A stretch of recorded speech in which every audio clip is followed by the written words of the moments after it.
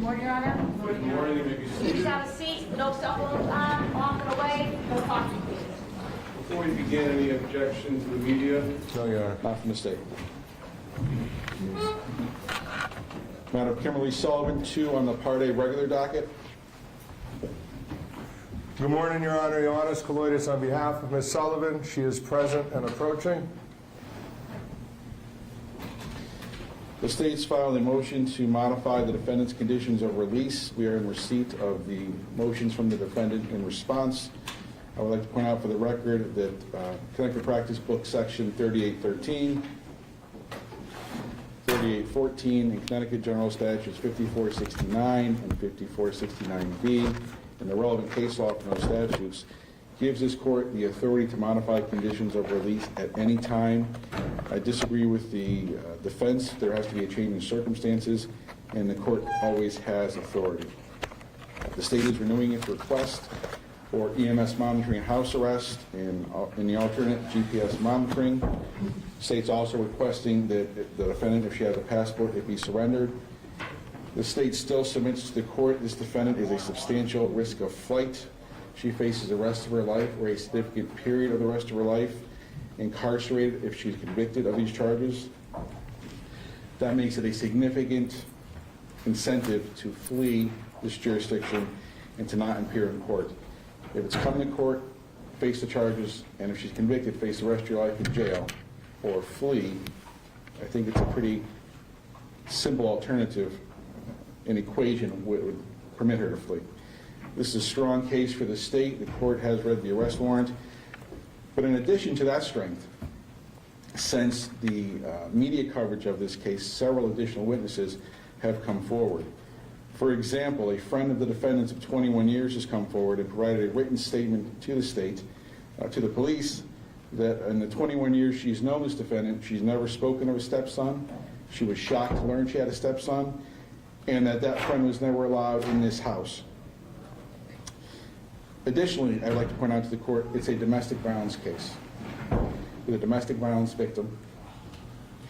The GPS monitoring or EMS house arrest is often imposed for far less serious crimes in domestic violence matters and other matters. Since the arraignment, the state has had an opportunity to meet with this victim. This victim is afraid. This victim lives in fear. I introduced myself to the victim, explained who I was.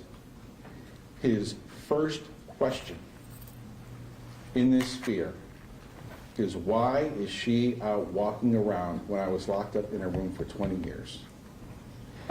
He is following this on TV and social media, so he is aware of what's happening, and I say that because it would lead to his fear.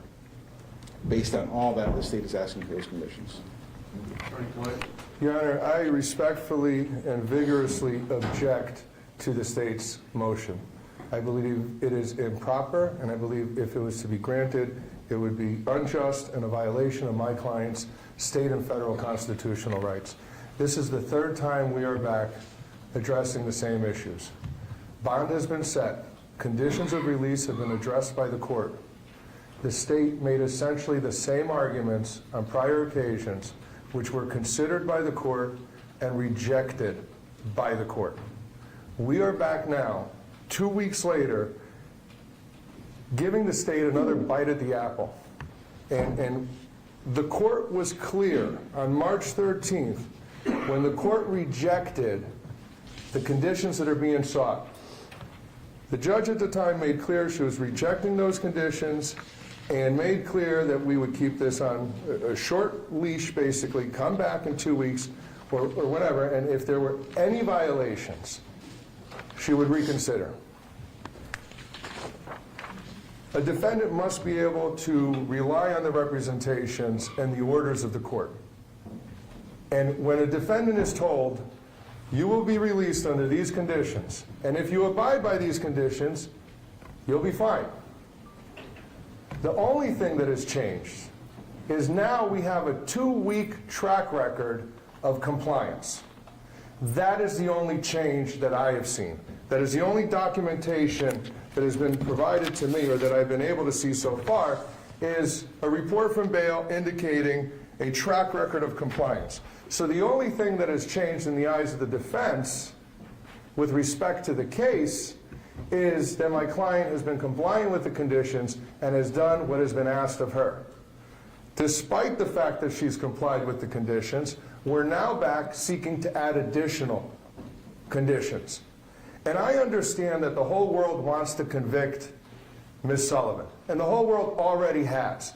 But this is the only place, the only room in this country where we have an opportunity to protect her rights. And as unpopular as that may seem, that's what's at issue here. Her rights, no one else's. When we talk about the constitutional rights in criminal law, they're to protect the accused, regardless of how unpopular it may be. So, Your Honor, I think it would be, respectfully, Your Honor, I think it would be a mistake to add conditions at this time. And I filed a supplemental memorandum. And although it's my supplemental memorandum, I think to some extent it is the strongest argument and one the court should be the most concerned about. And that is protecting my client's right to a fair trial. She is presumed innocent. Maybe not to the rest of the world, but this is the one place where that presumption should remain.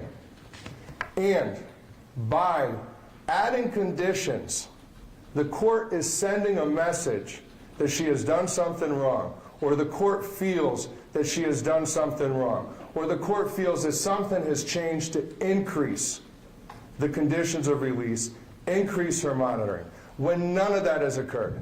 So by granting the state's motion, a message is sent to the world that the presumption of innocence means nothing.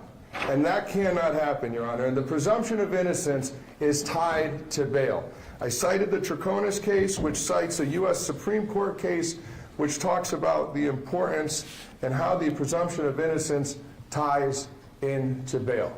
The whole world is watching, and if we add additional conditions now, we are sending a message that she has done something wrong, or that the court believes she has done something wrong. I, as her attorney, stand by her. She is presumed innocent, as unpopular as that may be. Now, getting back to my original arguments in this, Your Honor, the court on Wednesday referenced the Ayala case.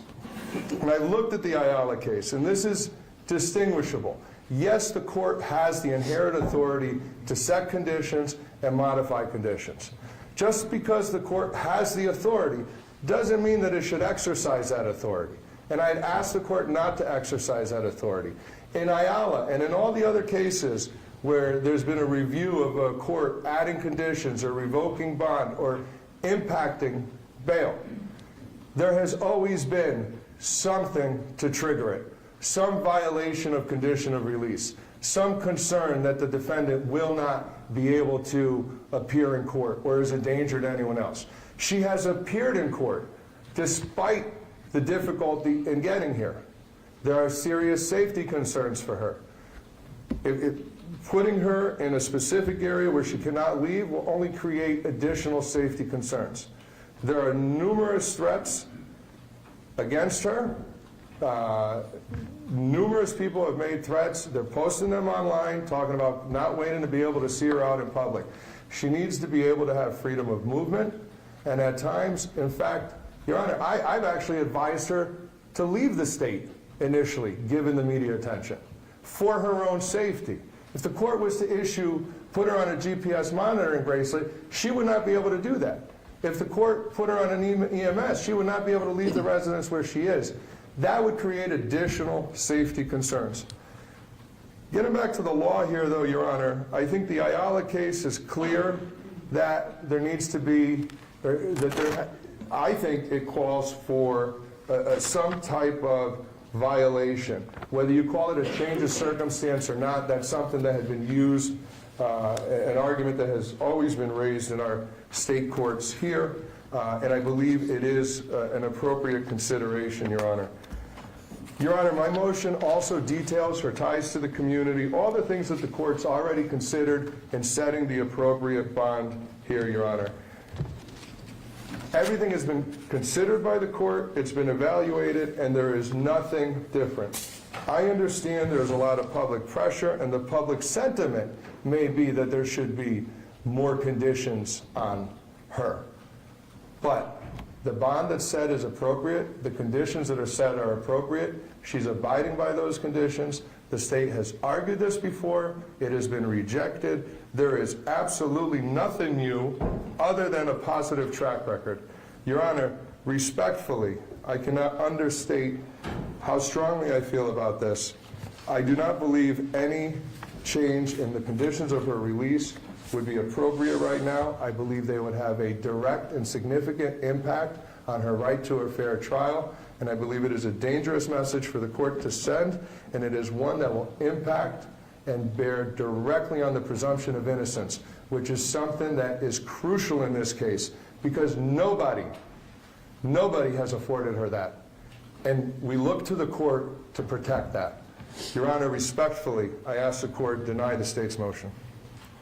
All right, we're here today on the state's motion to add conditions of release, specifically either EMS house arrest and/or GPS monitoring, in order to reasonably ensure that A, she appears in court, and B, to protect the safety of the public. And in making this decision, I'm instructed by General Statute 54-64A, subsection D2, to consider the following factors when considering any conditions of release. And I'll just go through them one at a time.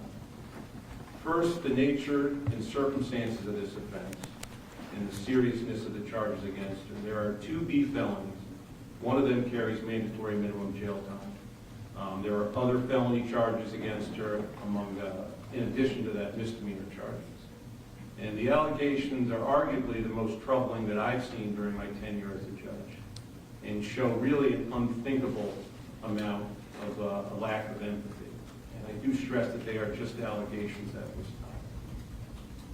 2, her past record of appearing in court. She has no prior cases, no prior failures to appear in this case. Her family and community ties to the area. She has 2 daughters in the area, and I believe she is temporarily living with them, but she has no permanent address. We learned that since the last court date. As far as her employment record, to my knowledge, she has worked for the majority of her life, most recently at J.C. Penney. As far as her financial resources and her mental health conditions, I'm not aware of her financial resources at this time, but since the last court date, it has come to my attention that she was admitted to the hospital to address certain mental health conditions. As far as the weight of the evidence, we haven't pre-tried the case. There hasn't been any discovery. I don't know how strong the case is for the state at this time, but since the last court date, according to Attorney Thurkelson, he has spoken with the complainant more, learned additional information about the case, and additional witnesses have come forward. So from the state's perspective, it has gotten stronger.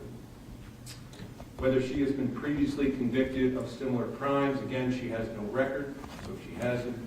And the likelihood that she would commit another crime if she is released, which she has been, but as far as the GPS and the EMS conditions. On the one hand, she has no record. So you could easily argue that if she has no record to date, she is unlikely to commit any crimes while she's released. On the other hand, I can see the argument that someone who could show, again, just according to the allegations, someone that could show such an extreme indifference to human life, have such a lack of empathy, if that person could commit that type of crime, they're certainly likely to commit another type of crime. So in considering all of these factors, most specifically the serious nature of the allegations and her additional mental health conditions, the mental health conditions in particular, since we learned from the last court date, as well as the fact that we've learned that she has no permanent residence at this time, I think putting GPS monitoring on her is appropriate to protect the public and to ensure that she comes to court. However, I am denying the state's request for EMS house arrest. I don't believe, given the factors I consider, that that is wrong. As far as the next court date or any additional issues? Your Honor, may we enter a not guilty plea and make a jury election today? Yes. Noted for the record.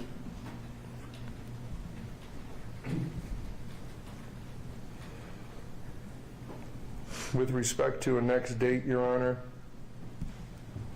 is April 29th acceptable? Steve would ask for a shorter date. What date in particular?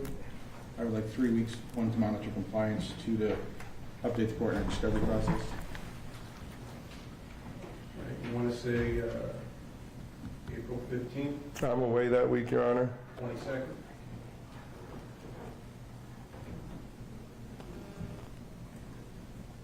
I have a conflict that day, Your Honor. Can we do the 21st? Actually.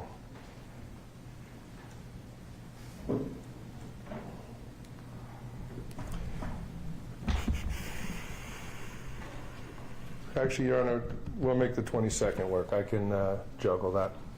And I'll leave you with this. I agree with your attorney. These are just allegations. You are not guilty. You have the presumption of innocence. You will get a fair trial. The reason I put GPS monitoring on you has nothing to do with you being guilty. It shouldn't be interpreted that way. We'll get discovery. The state will dig in. April 20th. And we'll recess for the next